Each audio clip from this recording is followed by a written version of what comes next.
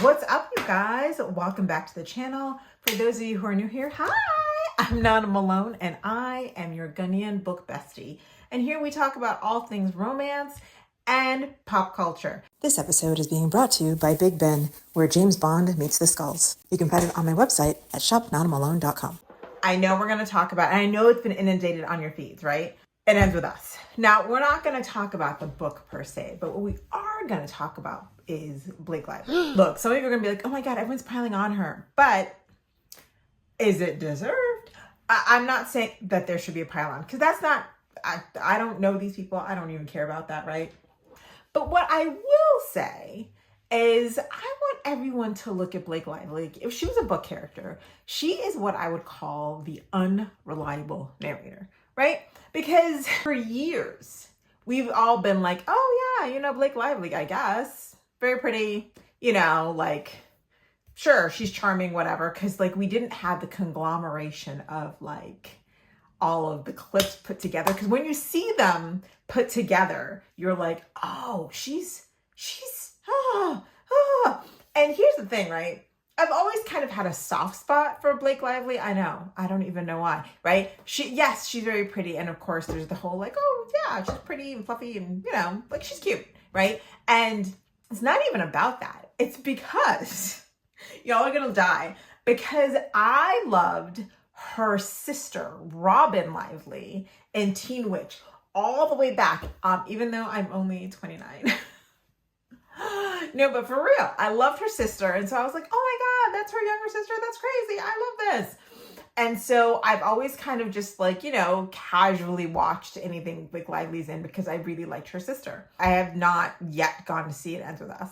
I knew I was going to be triggered by watching the movie. But this situation with everything that's going on, it's not even about the movie, because whether, you're like, oh, you've read it or not read it, or like Colleen Hoover or don't like Colleen Hoover, it's not really about the Colleen Hoover of it, right? Because all of that, the book and the messaging has gotten lost in the representative for the movie, right? So for anyone who's like, what's going on? If you've been living under a rock, or maybe we're on deadline, maybe also traveling like me, and you do not have the scoop, right? Okay, so the brief scoop is a book called It Ends With Us, which, talks about domestic violence and the author's own experience and her mother's experience with domestic violence.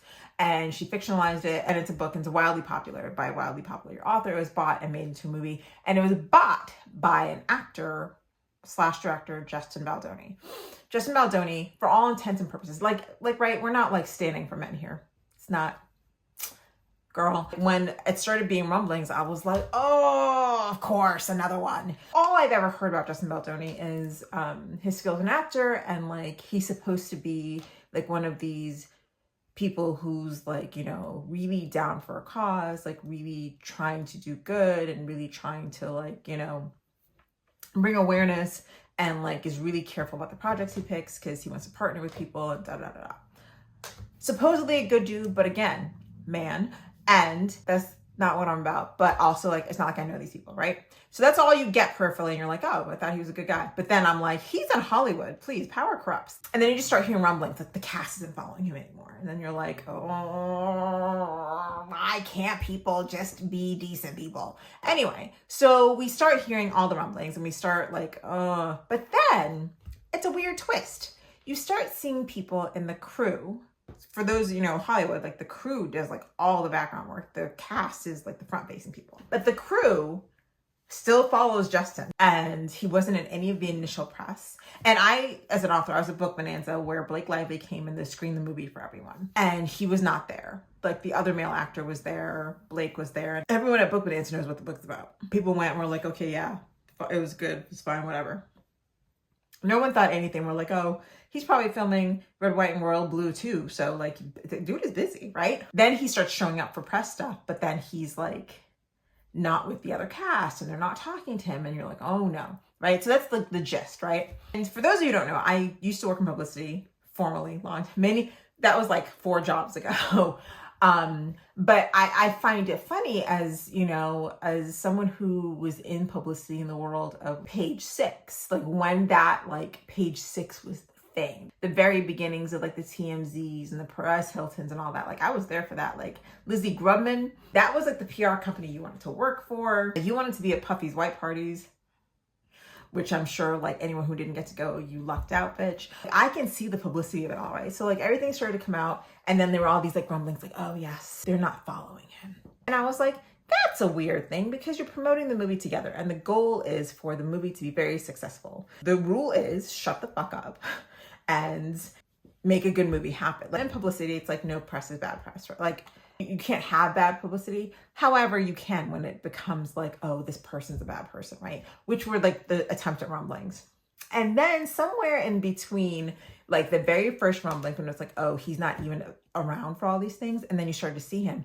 And then, this is going to sound terrible, but Blake Lively started to talk. And then it became very clear that the messaging was different.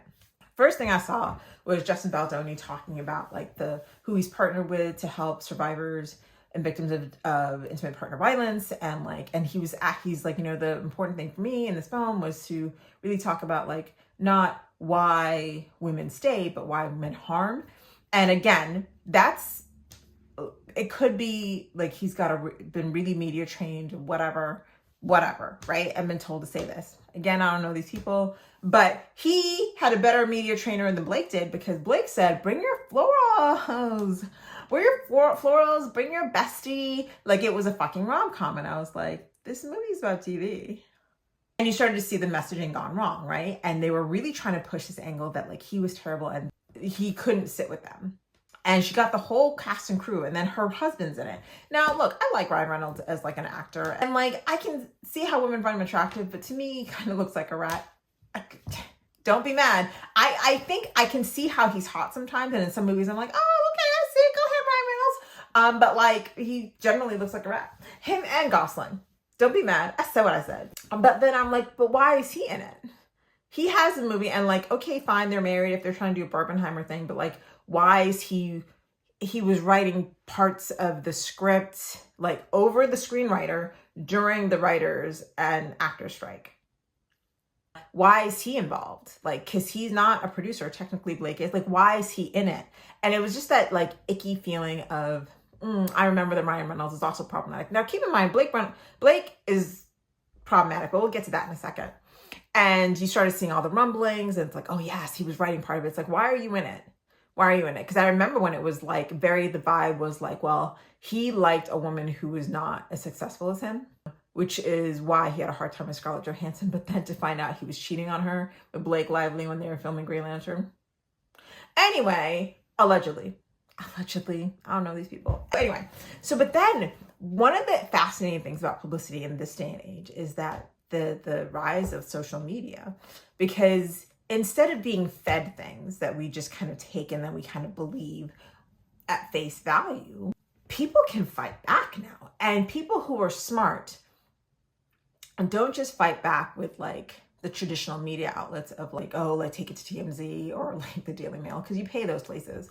But like you are getting people who are on the crew, have worked with Justin before and and you're getting leaks of all these things. And I think Blake has always, she's an unreliable narrator, right? So she has been telling herself the story. The best unreliable narrators are the ones who tell a lie and believe the lie. Point blank, period. Like that's it. It's not even like an unreliable narrator is like telling you a lie and then they're just a really good liar. No. They believe what they're telling you. So this is the case for Blake. She's told herself that she's charming and fun and oh my God, and everyone loves her because everyone purportedly loves her. Her best friend is Taylor Swift. Before the Swifties come for me, she sees how Taylor has cultivated her image and she thinks she's doing the same thing. But the problem is for people like the Taylor Swifts of the world and the Beyoncés of the world, Zendaya is a different matter because Zendaya, when she's interviewed, she is so thoughtful. You can tell that she has, well, A, that she's smart, that B, she has been like relentlessly media trained. She performs so well. And she's also charming and she comes across as like warm. And she's also a good actor. So, you know, That's how she comes across. Perception is everything, right? Blake has like gotten to live in this perception world where she's like, oh no, I'm beautiful and I'm just charming. And so she thinks she can be beautiful and charming in every aspect and just get away with it.